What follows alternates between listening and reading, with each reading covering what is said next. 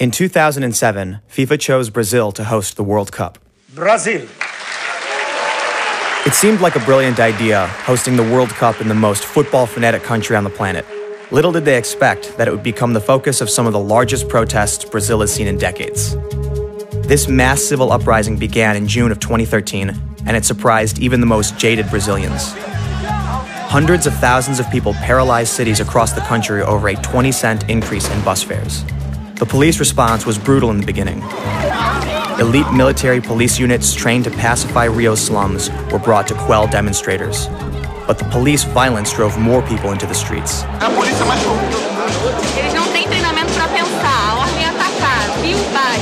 For the first time anyone can recall, the people began to lose their fear of the police. The protests have been remarkable for another reason. The public outrage bridged wide class differences in Brazil.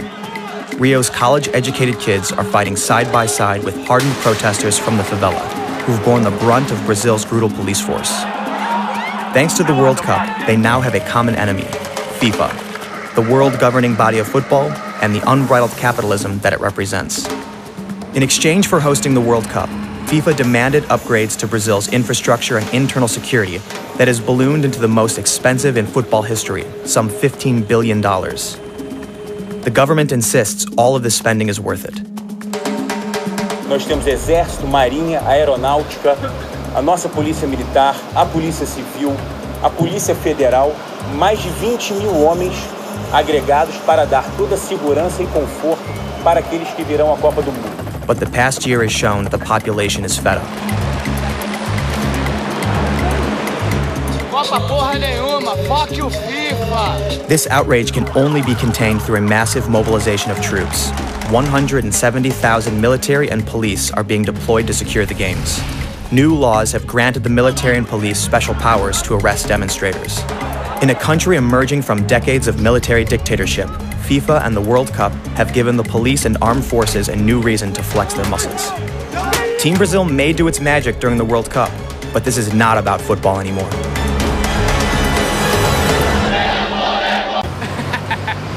Well, it began with the bus fares. The mayors were re-elected, and as soon they assumed office, they raised bus fares, both in Rio and São Paulo, you know, and that got people really pissed off. It's like they've been tricked, you know? So... It sounds like politics, man. Yeah. It's not about only 20 cents. It's about everything. It's about how quality of life it sucks in Rio and in São Paulo, in the big cities. And the big events such as the World Cup and the Olympics have part of it because people are seeing like how many money is spent for the World Cup. You know, it's already the most expensive World Cup of history. And it's all for people who don't live here. It's all for the tourists. Exactly. And it's sad because the Brazilians are such fanatics to football, and it's just like they're missing the best of the party. They're hosting the party, but they can't be there. Yeah, it's fucked up. Matias is taking us to where one of the largest protests in Rio's history took place last year. Most of the protests until then had been hidden from sight and confined to poorer areas in the favelas. But this uprising took place right in the middle of downtown Rio. There was, you know, the protests going all over the country. For something like, oh my God, this is the fucking revolution's coming. It's the fucking day I waited all my life, you know?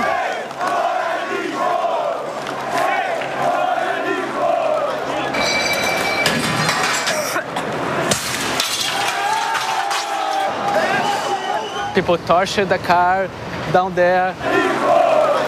I got finally the chance to, first time I seen a car burning, and they don't explode like in the American movies. They don't explode? No, they just burn, and...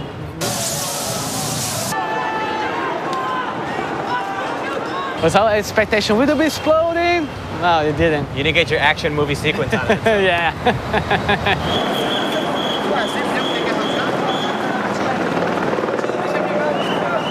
If the Brazilian team plays really bad, you know, like in the 2006 World Cup, they sucked. They played really bad, you know. If that happens again, things can get out of control because then all the population will be pissed off with the Brazilian national team, and they, come on, now there's more like 1 week of these gringos having party here, you know, that can be frightening. So what you're saying is, we're coming off of a year of the biggest protest Brazil's ever seen, some of the most aggressive. Yeah. We've got corruption, financial waste just spread all over. Then, all of the soccer hooligans are coming to descend on Brazil as well. Yeah. So you've got all the soccer hooligans, you've got a pissed off population. It seems like a very, very large powder keg. Yeah. Football and politics are so intertwined in Brazil that whether by accident or design, the presidential elections always happen the same year as the World Cup. The World Cup has been seen as a way for the government to boost its ratings, and there's an official view that Brazilians' love for football will override all other problems. Eu não acredito em manifestações na época da Copa do Mundo. Acho que a Copa do Mundo vai estar protegida pela vontade das pessoas em apoiar um grande evento. Eu acho que quando essas seleções começarem a desembarcar no Brasil e os turistas e as turistas de todo mundo começarem a desembarcar no Brasil, nós teremos um ambiente muito mais de festa do que de protesto. Rio de Janeiro is famous for its sprawling favelas. There are 750 of these slums stacked up on the hills throughout the city. Migrants from the countryside seeking work built these favelas, which have spread higher and higher into the mountains. But over the years, these slums have been taken over by drug traffickers and gangs. The deepest resentment against the Brazilian government can be found in these neighborhoods. Antônio morador aí morre aí como inocente às vezes, polícia aí quer botar a culpa nos traficantes. These vast slums, like the Complexo de Alemão in the northern sector of Rio, have long been neglected by the state. For decades, these places were left to rot. Basic services are non-existent, and drug gangs have set up a parallel government. But under the banner of security for the World Cup and the 2016 Olympic Games, the government launched operations imposing military law and a de facto police state on a vast majority of Rio's urban poor. At the battalion headquarters of the Brazilian army at Complexo da Maré, Major Kruczek insists the pacification efforts are not linked to the World Cup. Assim, essa operação, ela não é específica para a Copa do Mundo. Ela foi visualizada para trazer mais segurança nessa área aqui, que é uma área fundamental na cidade. É considerada a maior favela aqui do Rio de Janeiro. Então são 130 mil habitantes que vivem aqui nessa região, que já passou por um período muito grande de ausência do Estado, né? Então tem mais de 30 anos que vive-se uma situação assim de abandono mesmo, praticamente, né? De ações sociais, de policiamento também. Então as organizações criminosas, elas dominaram essa área aqui por muito tempo. The operation is currently going on right now. Tá, então nós já fizemos mais de 30 dias de atividade aqui. Ela funciona 24 horas por dia, 7 dias por semana. Which we see the cars, the people looking for drugs, looking for guns. Do you think that the operation puts stress on the innocent people, the people who aren't criminals, having to deal with the military and the police coming in to do this work? Aqui, a comunidade ela viveu muito tempo dominada pelos criminosos. Então eles têm receio de chegar e apoiar a gente, de conversar com a gente, com medo de ter uma retaliação depois do criminoso. Então, com o passar do tempo, nós vamos tirar esse medo que eles têm, né? E ver que o Estado está presente, dando segurança para a comunidade como um todo.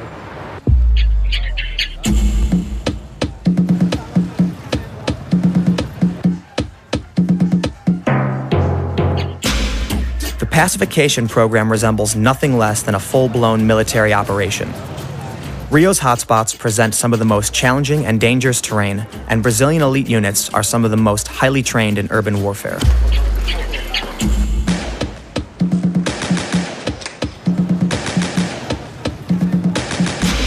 Right now we're at Favela do Maré.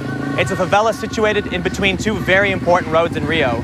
Now for a long time, a lot of the favelas in Rio were not under state control. There were no police here at all. They were controlled by gangs. So the government has started occupying these spaces, these neighborhoods, to try and bring them back under their control.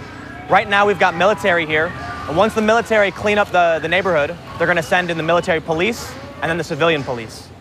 The civil police's elite squad, known as Core, will be among the first to respond to any trouble during the World Cup. Code spearheaded the pacification efforts of Complexo de Alamo, an operation famous in Brazil for being one of the deadliest. In order to host the World Cup, FIFA demanded that Brazil go through a huge makeover in terms of security and infrastructure. On the ground in Rio, this translated into a war against drug gangs, but really, it was part of a larger war against the disaffected population in the favelas. But the favelas fought back, killing officers and even shooting down a police helicopter. In the north zone of Rio, just 4 kilometers from the World Cup Stadium, 8,000 families occupied an abandoned telecommunications building. When it came time to clear them out in April this year to make way for the games, the streets erupted in violence. "There will be no cup" has become a rallying cry across the country, resonating especially loudly from within these favelas.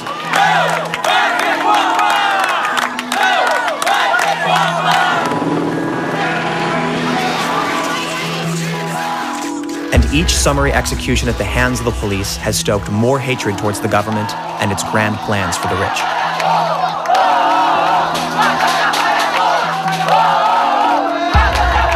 It seems the government's only response to this public anger has been to use more force.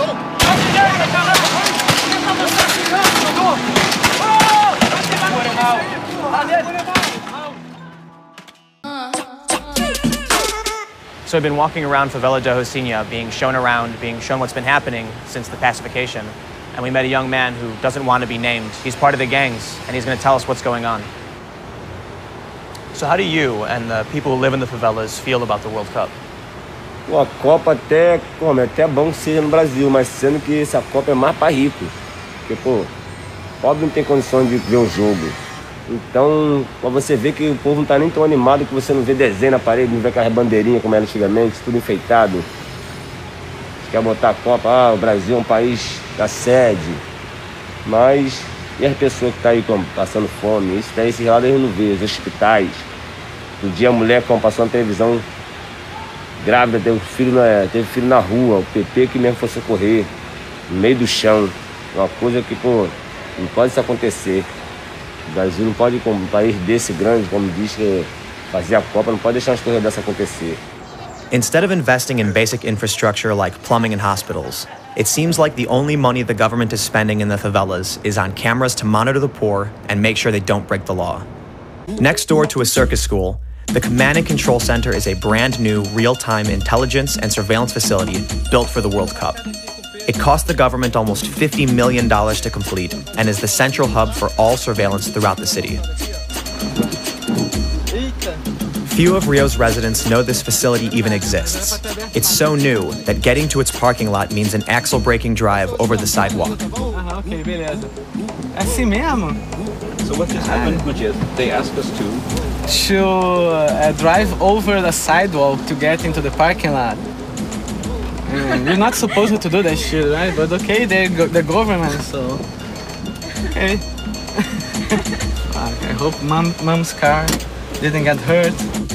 The Command and Control Center is part of an ambitious plan to harness the power of big data and is headed by officials from the military police. Our first stop, the server room. É o coração do centro. Todos os servidores, equipamentos estão instalados aqui. Memória de armazenamento, nós temos 98 terabytes, isso eu sei, e estamos colocando mais 130 terabytes na outra sala que o governo federal está disponibilizando. The Command and Control Center was built up to deal with the World Cup and the 2016 Olympics, but it's also provided the government a powerful new tool to watch over the most troublesome favelas, which surround the World Cup stadium. The center is part of a larger plan to keep tabs on protests.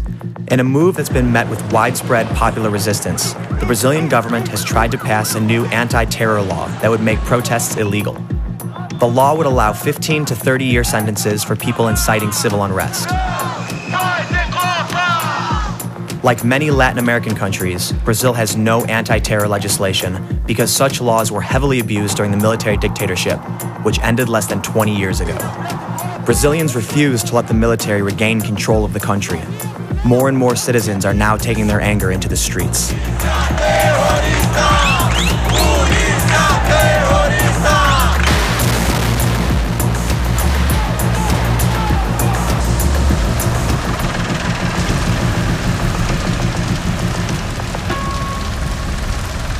Rio's favelas may now be under police control, but little has changed for residents. Criminal gangs may be temporarily silenced, but now some police have taken their place, skimming money and enforcing their right to do so. Some police are now shaking down businesses here, from the providers of basic services like healthcare, water, and electricity, to the owners of food stands, bars, and nightclubs like this, in the southern Rio slum known as Favela Vidigal. Fuck you, FIFA. That's what they're saying here, in this sprawling encampment in Sao Paulo, not far from one of the gleaming new World Cup stadiums. So right now, we are at the People's Cup camp. It's a huge camp of over 4,000 families that are here protesting, and we're going to be showed around by an organizer, Edmilson. He's going to take us into the camp. América tá aqui.